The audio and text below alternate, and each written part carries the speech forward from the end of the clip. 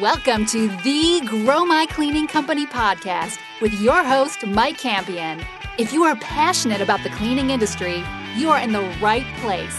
Love what you hear? Spread the word and tell the cleaning world this is the place to be.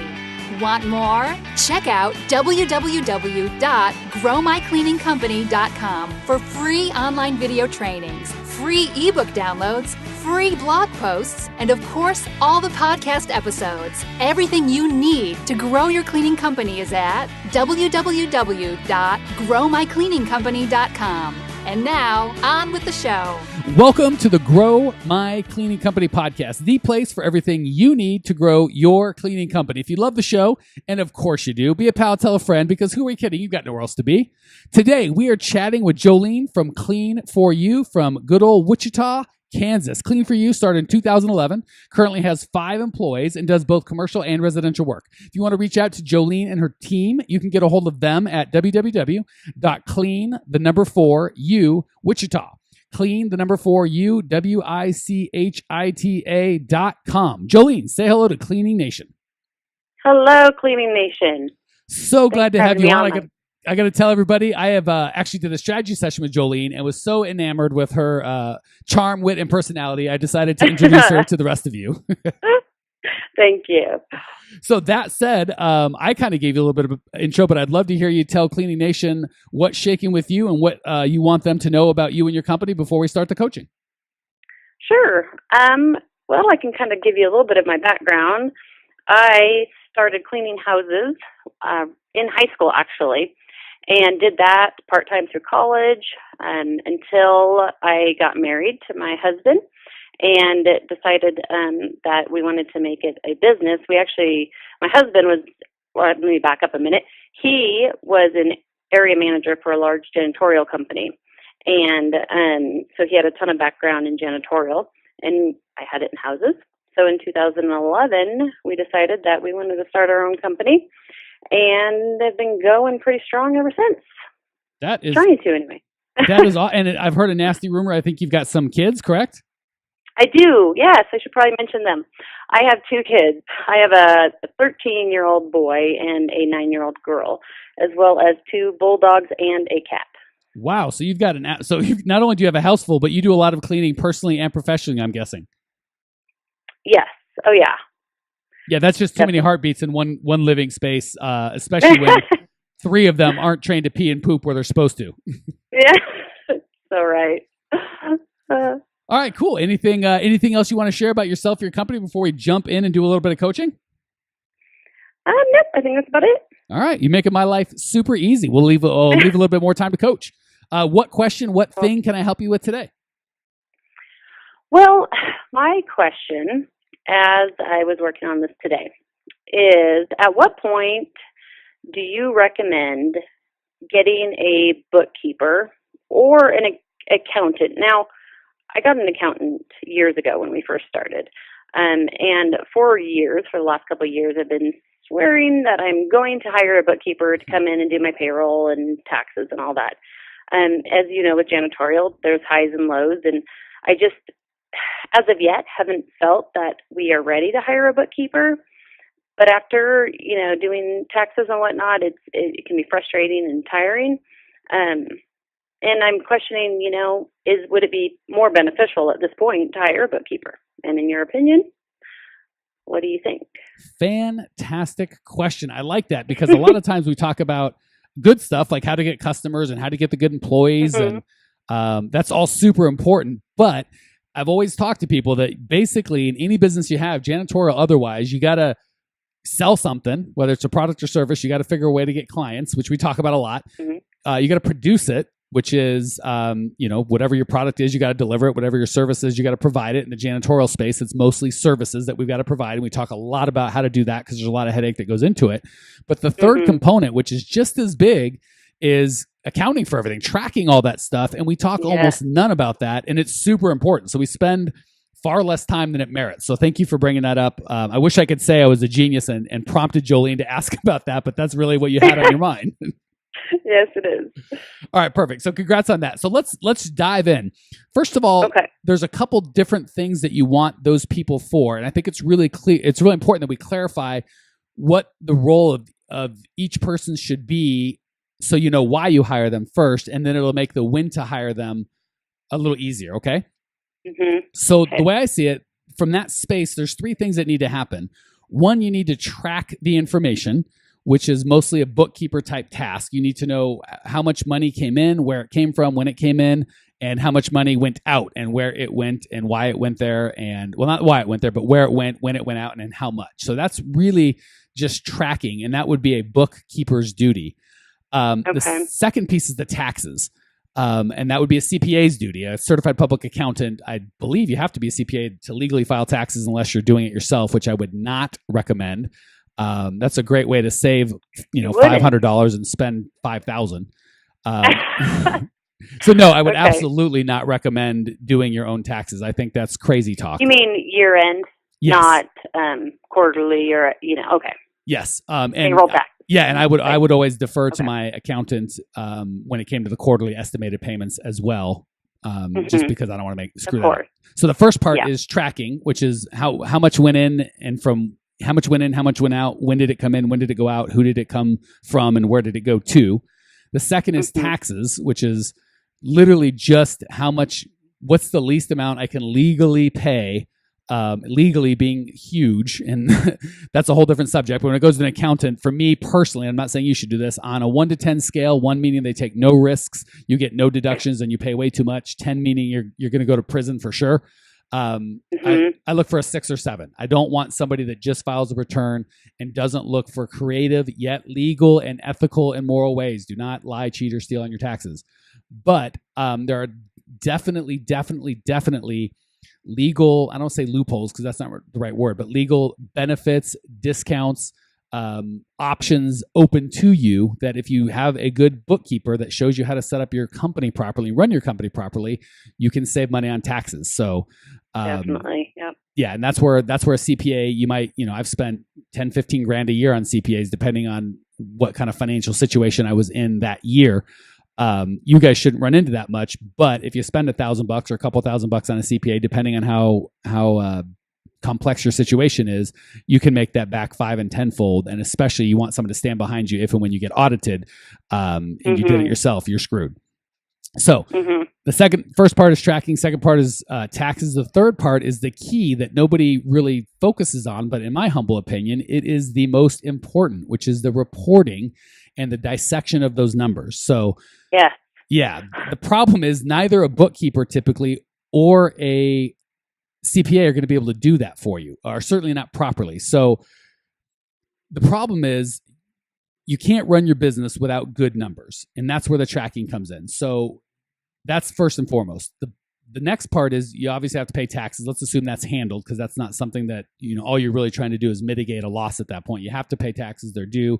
You want to pay as little as legally possible, but you can't really increase your business or improve your business or do anything positive. You can just pay as little taxes as possible. So that's where your CPA comes in. A lot of people or a lot of business owners mistake their CPA for a business consultant, and generally they're not. You might get lucky and have one that can, but almost never is that the case. So what you really want is somebody that knows your industry. And this might be a business coach. This might be a trade association like the ISSA. This might be a larger company that you know, or another business owner that you know in town that you can trust. But the analysis of those numbers is key. So the first thing you need to do is track the numbers properly. That's a bookkeeper. The second is reporting the numbers properly. That should be a bookkeeper. A bookkeeper should be able to tell you, here's a balance sheet, here's a cash flow statement, here's your profit and loss statement. Those are the three kind of financial documents you want to review monthly in your company. I'll say it again: a profit and loss, a P&L. That's money in, money out. That's a cash, how much did you make or lose in profit. The second is a balance sheet, which is assets and liabilities. That means how much is your company worth? Did your company get more or less valuable over the last month? And then the third is a cash flow statement, which doesn't have anything to do with I shouldn't say it doesn't have anything, but it's not the same as your profit and loss. That's how much cash do I have coming in or out. And you can actually be making quite a bit of profit, but not making money, have negative cash flow. So that's why you want to have your cash flow statement. And the smaller you are, you may not need as much of these. So if you're real small, you don't have a lot of assets or liabilities, and you don't have cash flow issues, you can just run off the profit and loss. As you get larger, more complex, you're going to want to incorporate the balance sheet and the cash flow statement on that. So your bookkeeper, not your CPA, should be able to create these reports for you. And of course, to get those reports, you have to have really good data going in. If you don't have good data, the reports are going to be no good. The problem is the bookkeeper, unless you've got a real special bookkeeper, most of you don't, is not going to be able to translate those numbers into actionable items for you. The CPA generally is not going to be able to do that either. A lot of times they'll tell you they can and they'll pretend that they can, but you got to understand most CPAs know taxes and tax law and tax code and general accounting principles, so they can explain to you how a balance sheet works and why it's important, but they can't tell you what your balance sheet should be compared to a healthy company. That's the problem. So the key to all this information is you want to make sure that you're using these numbers. If you just have a bookkeeper and they're just putting money in, money out, and they're just handling your tax situation, making sure that they get the right information to your tax lawyer or your CPA, that's of limited value. All that's going to do is keep you out of the trouble with the tax man. Not to say that it's not important. You got to do that. But the real value comes in when you're able to take your P&L and say, well, my rent is 7% of my gross revenues. Is that high or low? Should I work on that or no? My payroll is 46% of my gross revenues. Is that high or low? So that's what you want to do, is find, whether, again, it's through a business coach, a trade association, a competitor. You can go online. I don't know how much I trust it, but you want to know what your numbers should be so you can kind of say, well, my rent is below where it's supposed to be, so I'm fine on that. But my payroll's way over. Maybe I've got too many people. So all that to say, that was the long answer. The short answer is I would hire a CPA right off the bat. I would not enter into business without having someone handle my tax affairs. If you're just starting up, that may not be a very expensive endeavor, but you need one. And if you're running through $1 million or so a year, you know as well as I do, you absolutely need a CPA. So to answer your question, CPA right off the bat, day one. Don't even say, well, wait until it's tax season to hire them, because there's going to be, or her, there's going to be a lot of things that you can do throughout the year, depending on how you set up, if you're cash or accrual, and when you spend money. And there's all sorts of stuff you can do to mitigate your tax situation. But if you go to the CPA the day before tax day, even with perfect books, he's going to say, well, I would have told you to do this, that, and the other, and you could have saved some money.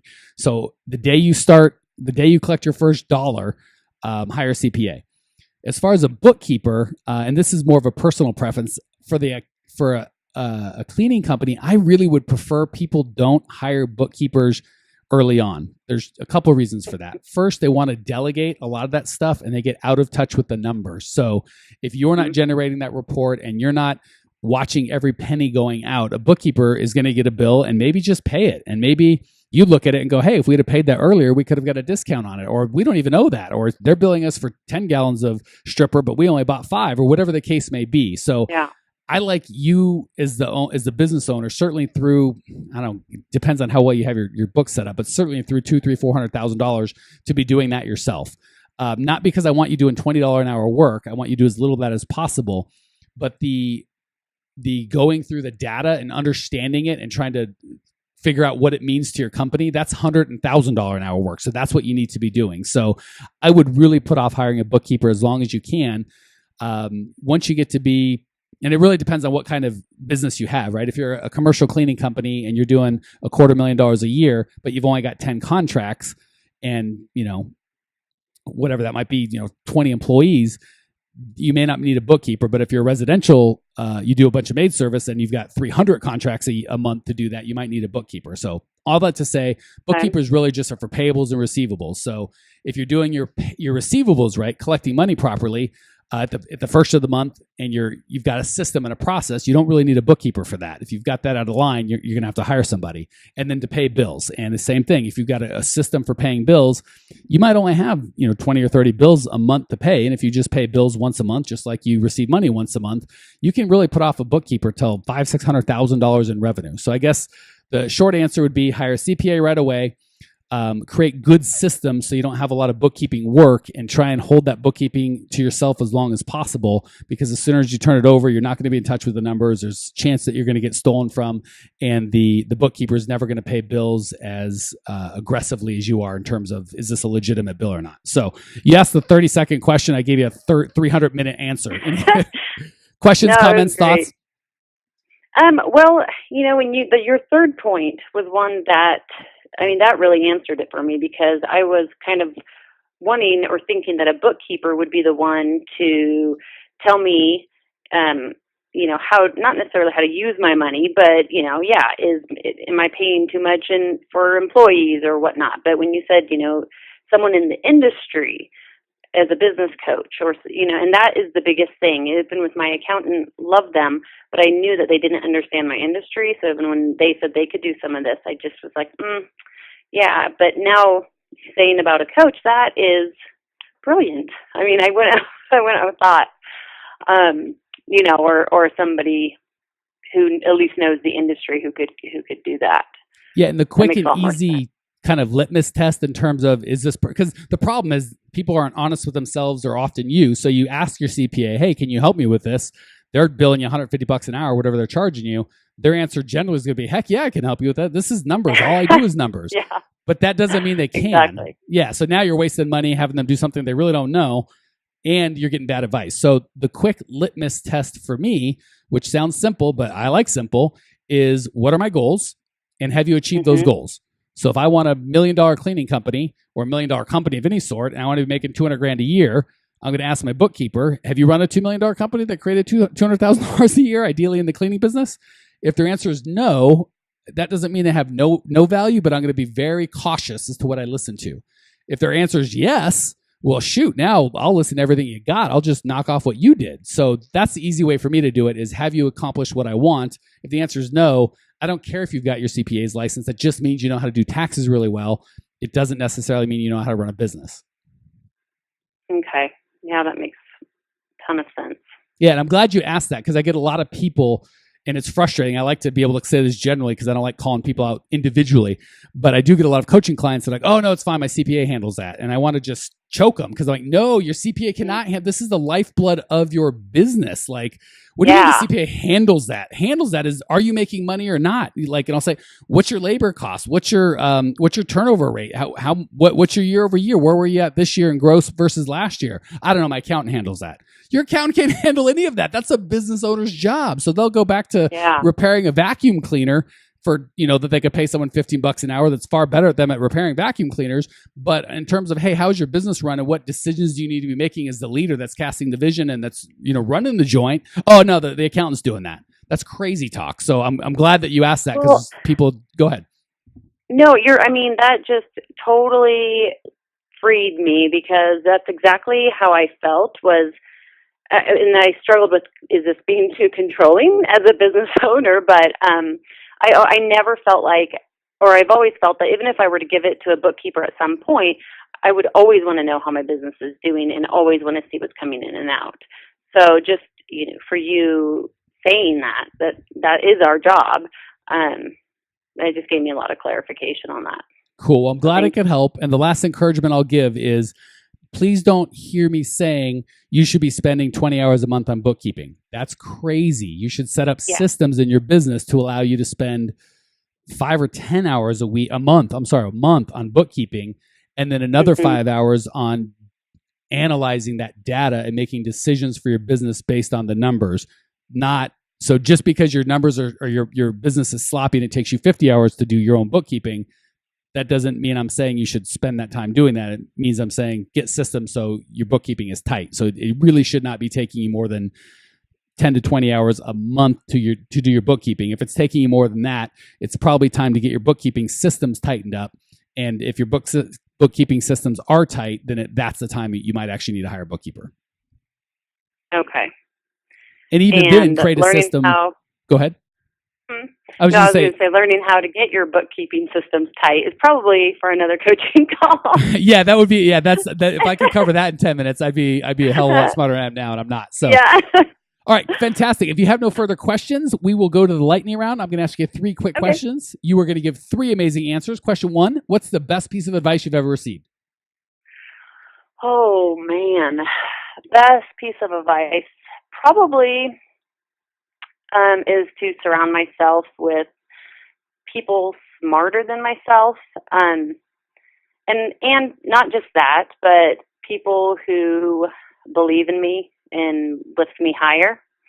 And honestly, if you surround yourself with people like that, they're going to help you to be the best version of yourself. Couldn't agree more, sister. That's well Yeah. said. Luckily, if you're me, it's easy to surround yourself with people smarter than you because, that's most folks. Okay, cool. Question number 2. What's the biggest mistake you've ever made in the cleaning business? So maybe we can save ourselves some steps and some headaches and learn from your mistakes. Wow, that's a hard one because I've made many. But, off the top of my head, I think setting boundaries in my life, but in cleaning too. And when I say that, I mean, for instance, when I first started, anybody could call me any time of day. If a customer wanted a house bid and they were calling me 6 o'clock at night, I would take it.